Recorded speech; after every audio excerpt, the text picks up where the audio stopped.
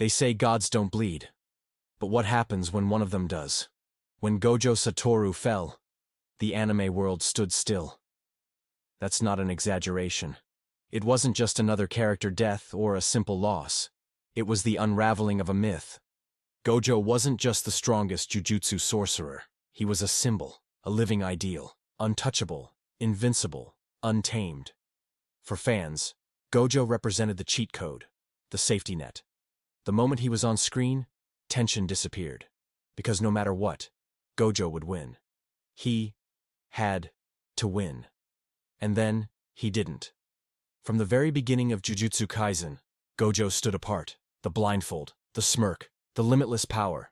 He was charisma made flesh. In a world plagued by curses, Gojo was the light. But perhaps that's why his fall was inevitable. Because light, in stories, always has a price. And Gojo's price was steep. Let's rewind for a moment. The battle with Sukuna wasn't just a fight. It was destiny colliding with despair. Two god-tier figures, destined to clash. And when it happened, the fandom erupted. Panels trended. Reactions exploded. Everyone had theories. Everyone believed Gojo would find a way. That his domain, his speed, his sheer intellect would outmaneuver the King of Curses. Because that's who Gojo was.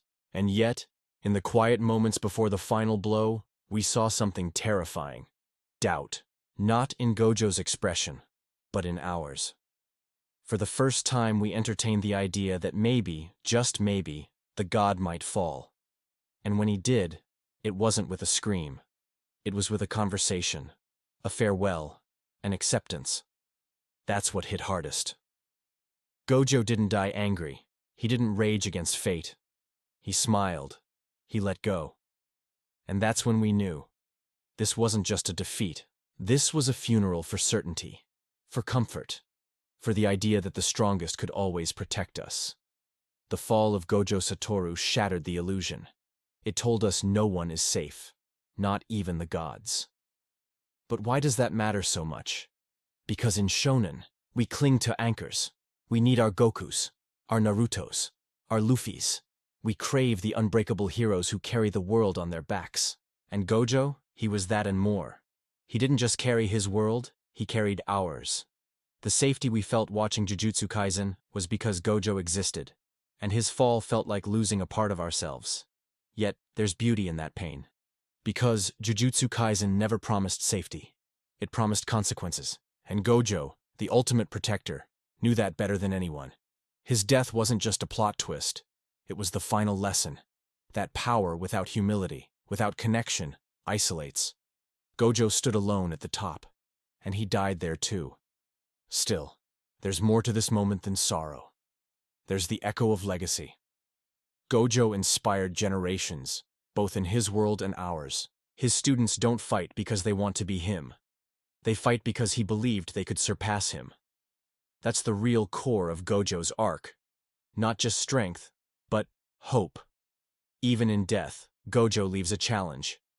Will you rise? Will you fight? Will you protect, even when you know you might fail? And in that challenge lies the payoff. Because Gojo's fall wasn't the end. It was the beginning of something raw, real, and urgent.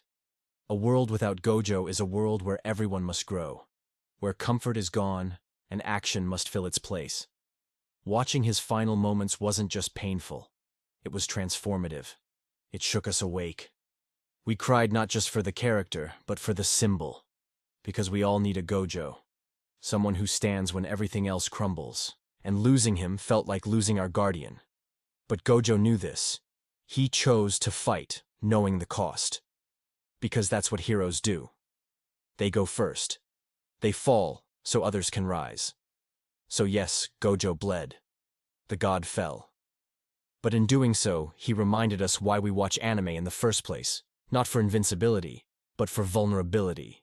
For moments that gut us and rebuild us. The shock wasn't just that Gojo died. It was that he died human. He wasn't a god. He was a man who dared to carry too much. And he did it with style, with courage, and with heart. In a way, Gojo Satoru never really lost.